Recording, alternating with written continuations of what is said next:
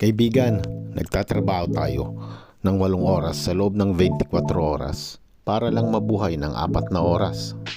Nagtatrabaho tayo ng 8 oras sa isang linggo para lang magkaroon tayo ng pahinga ng isang araw.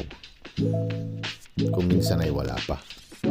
Nagtatrabaho tayo ng 8 oras para makakain ng 15 minutes lamang. Nagtatrabaho tayo ng 8 oras para lang makatulog ng 5 oras.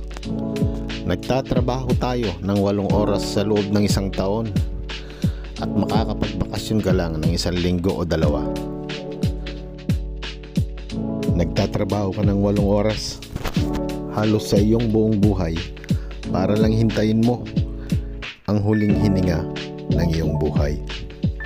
Ang buhay ay isang napakabilis na biyahe